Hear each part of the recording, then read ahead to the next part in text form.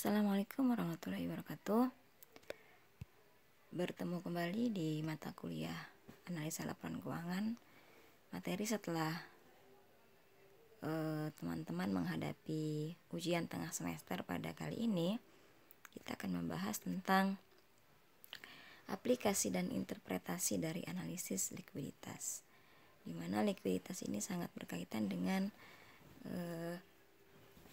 perputaran aset lancar ya. Jadi melihat seberapa lancar suatu aset itu dapat digunakan secara produktif. Adapun submateri yang akan kita bahas pada hari ini yaitu berkaitan dengan yang pertama adalah analisis modal kerja, ya, kemudian yang kedua adalah analisis aktivitas operasional, dan yang ketiga adalah analisis siklus operasional. Nah, teman-teman semua, kita akan bahas yang pertama dulu, yaitu berkaitan dengan analisis modal kerja. Analisis modal kerja ini berkaitan dengan likuiditas, ya, di mana likuiditas ini adalah kemampuan untuk mengubah aset menjadi kas atau untuk mendapatkan kas untuk memenuhi kewajiban jangka pendeknya. Jadi, aset lancar akan dibandingkan dengan kewajiban lancarnya. Sementara modal kerja didefinisikan sebagai kelebihan aktiva lancar atas kewajiban lancar, atau sederhananya selisih antara aktiva lancar dengan kewajiban lancar. Nah, aset lancar dan liabilitas jangka pendek. Jadi bagian dari modal kerja ini adalah membahas tentang aset lancar dan liabilitas jangka pendek. Aset lancar sebagaimana kita ketahui adalah kas dan aset lainnya yang diharapkan dapat menjadi, yang pertama adalah diwujudkan dalam bentuk kas, ya, atau yang kedua dijual atau dikonsumsi dalam 1 tahun, atau siklus operasi normal perusahaan jika lebih besar dari 1 tahun. Artinya siklusnya sangat pendek, ya, dan dapat digunakan dengan cepat, ya.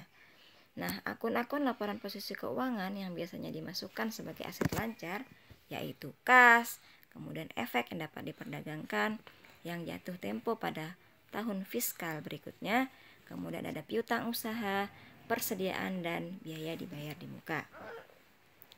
Liabilitas jangka pendek adalah kewajiban yang diharapkan puas dalam waktu yang relatif singkat, yang biasanya hanya 1 tahun tadi, ya.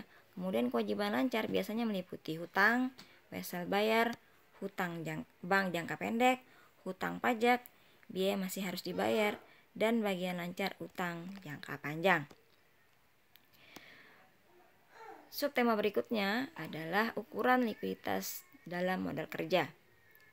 Nah, perjanjian kredit dan obligasi itu sering mengandung ketentuan untuk pemeliharaan tingkat modal kerja minimum.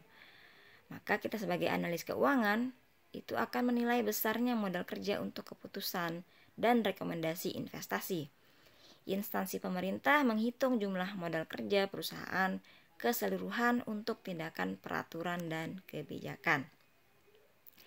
Lalu apa sih ukuran likuiditas dengan rasio lancar? Nah, untuk mengukur likuiditas dengan rasio lancar kita dapat menggunakan rumus, yaitu aset lancar dibagi dengan likuiditas liabilitas jangka pendek atau hutang yang sifatnya jangka pendek, ya, atau hutang lancar. Nah, relevansi dari rasio lancar ini, ya, kenapa sih ini digunakan? Jadi alasannya digunakan rasio lancar secara luas sebagai ukuran likuiditas, mencakup kemampuannya untuk mengukur yang pertama adalah kemampuan memenuhi kewajiban lancar. Yang kedua adalah penyangga saat terjadi kerugian. Yang ketiga adalah cadangan dana likuid. Yang kemudian ada keterbatasan pada rasio lancar, ya. Jadi selain ada beberapa alasan yang relevan seseorang itu dapat menggunakan rasio lancar, tapi juga rasio lancar ini memiliki keterbatasan. Keterbatasannya adalah langkah pertama dalam evaluasi kritis rasio lancar sebagai alat untuk menganalisis likuiditas dan solvabilitas jangka pendek dan jangka panjang, yaitu dengan menguji nilai pembilang dan penyebut. Jadi memang kita tidak bisa menilai likuiditasnya itu hanya sekedar dari perbandingan antara rasio lancar dengan antara aset lancar dengan hutang lancarnya. Jadi agak kurang seimbang begitu ya, hanya melihat perbandingannya saja gitu. Kemudian yang berikutnya adalah pembilang dari rasio lancar, di mana pembilang dari rasio lancar adalah ada kas dan setara kas, kemudian efek yang diperdagangkan, ada piutang usaha, ada persediaan, kemudian ada beban dibayar di muka. Nah, penyebut rasio lancar adalah liabilitas jangka pendek itu akan fokus dari rasio lancar. Liabilitas ini adalah sumber kas yang sama halnya dengan piutang dan persediaan yang menggunakan kas. Kewajiban lancar terutama ditentukan oleh penjualan dan kemampuan perusahaan untuk memenuhinya saat jatuh tempo adalah objek dari ukuran modal kerja. Contohnya, karena pembelian yang menimbulkan hutang adalah fungsi penjualan, hutang berbeda dengan penjualan. Selama penjualan tetap konstan atau meningkat, pembayaran kewajiban lancar adalah kegiatan pendanaan. Sehingga dalam hal ini, komponen rasio lancar memberikan sedikit jika ada pengakuan terhadap kegiatan ini atau dampaknya pada arus kas di masa depan. Selain itu juga, kewajiban lancar masuk ke dalam perhitungan rasio lancar tidak termasuk calon kas pengeluaran. Contohnya adalah komitmen tertentu dalam kontrak konstruksi, pinjaman, sewa, dan pensiun. Jadi tidak semua bisa masuk ya. Misalnya kayak tadi kewajiban lancar yang dia masih calon uang yang akan kita keluarkan tapi uangnya belum keluar, jadi dia tidak bisa dimasukkan dalam kewajiban lancar atau sebagai penyebut dari rasio lancar tersebut. Nah, yang berikutnya adalah bagaimana kita menggunakan rasio lancar untuk menganalisis. Dari pembahasan kita sebelumnya tentang rasio lancar, maka kita dapat mengambil 3 kesimpulan.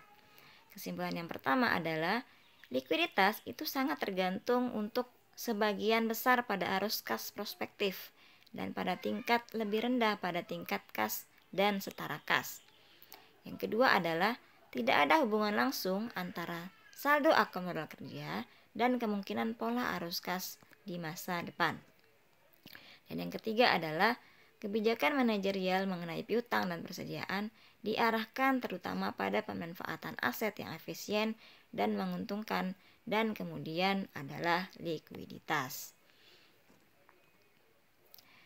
Kemudian ada analisis komparatif ya.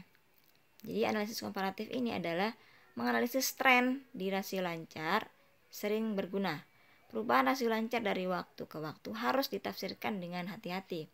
Perubahan rasio ini tidak selalu berarti perubahan dalam likuiditas atau kinerja operasi. Jadi membandingkan setiap waktu ke waktu atau tahun ke tahun dalam rasio lancarnya seperti apa gitu ya, dibandingkan. Yang kedua adalah manajemen rasio. Analisis harus memperhatikan manajemen tentang rasio lancar, juga dikenal sebagai window dressing. Menjelang penutupan periode, manajemen itu kadang-kadang akan menekan pengumpulan piutang, mengurangi persediaan di bawah tingkat normal, dan menunda pembelian normal. Penerimaan dari kegiatan ini kemudian digunakan untuk melunasi kewajiban lancar. Dampak dari kegiatan ini adalah untuk meningkatkan rasio lancar. Jadi di akhir-akhir periode itu manajemen berusaha untuk menekan ya beberapa hal, termasuk bagaimana piutang itu dapat dikumpulkan dengan lebih cepat ya, kemudian persediaan jangan sampai menumpuk terlalu banyak gitu ya, serta menunda pembelian-pembelian yang tidak seharusnya dilakukan. Lalu ada namanya analisis rule of thumb.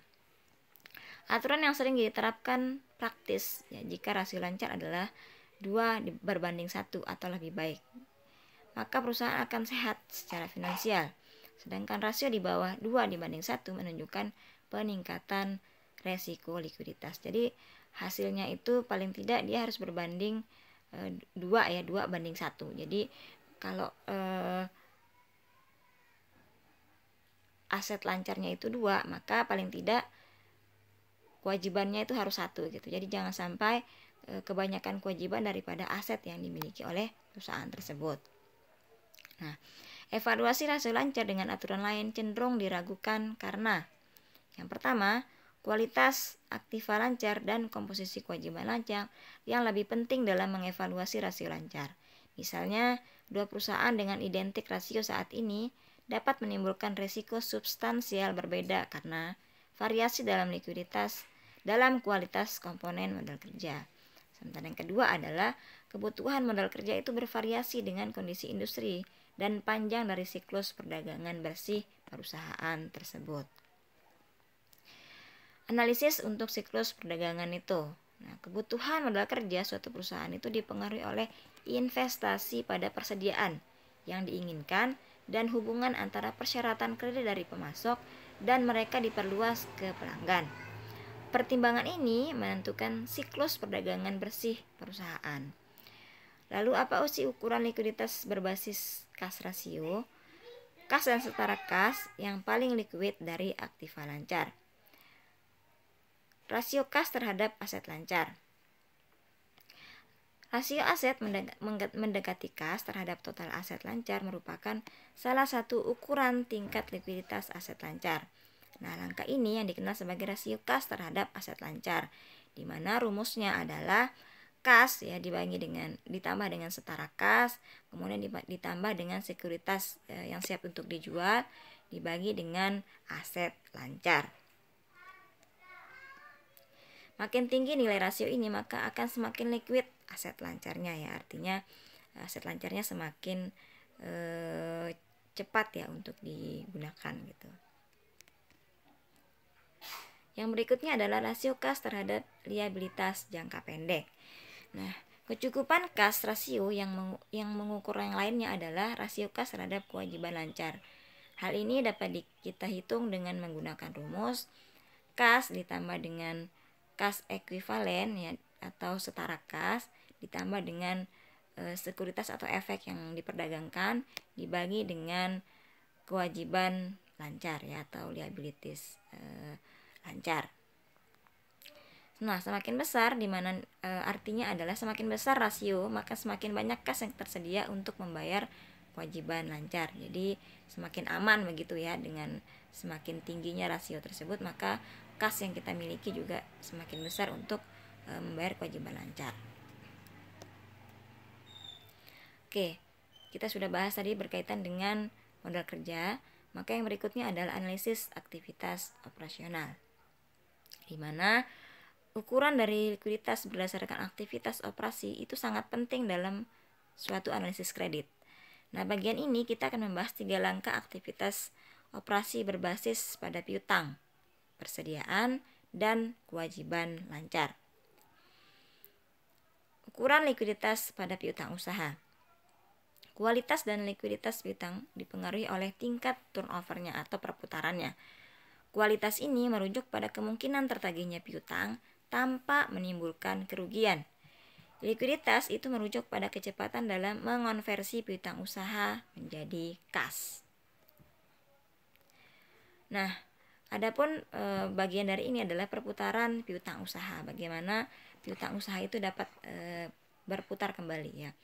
Nah, rasio yang dapat kita gunakan di sini adalah rasio perputaran piutang usaha, di mana rumusnya adalah penjualan bersih ya, atau net, penjualan net pada yang dilakukan secara kredit ya, dibagi dengan rata-rata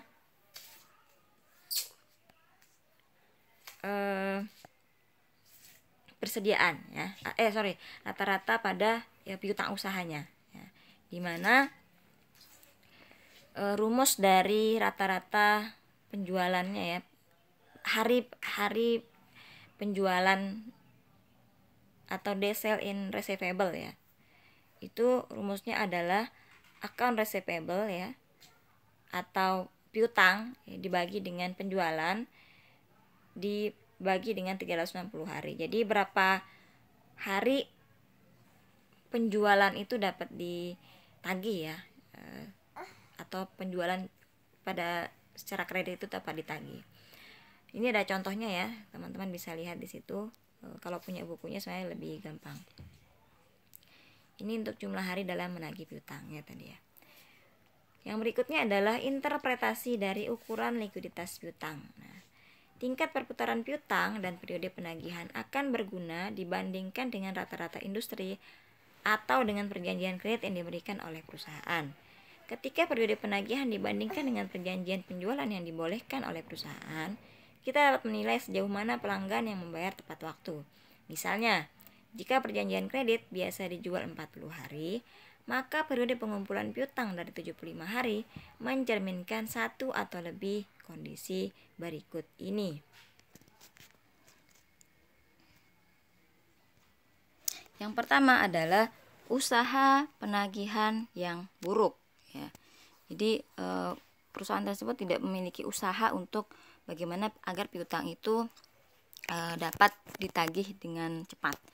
Yang kedua adalah keterlambatan pembayaran pelanggan.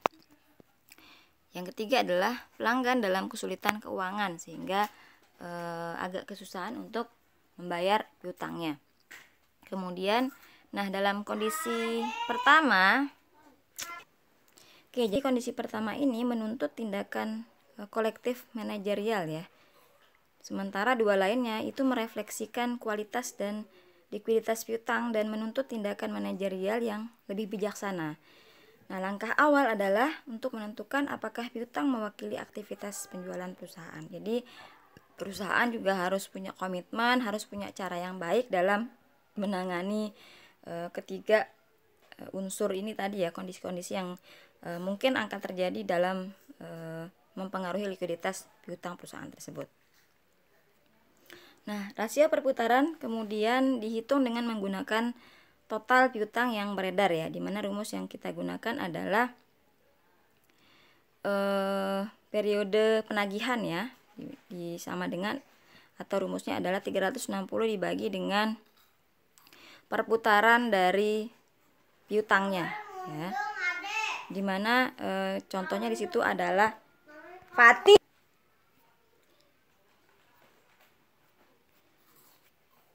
Yang berikutnya adalah tren periode penagihan dari waktu ke waktu itu sangat penting untuk membantu menilai kualitas dan likuiditas piutang. Tren lain yang perlu diamati adalah hubungan antara penyisihan piutang tak tertagih dengan piutang usaha bruto yang dihitung sebagai berikut, yaitu provisi dari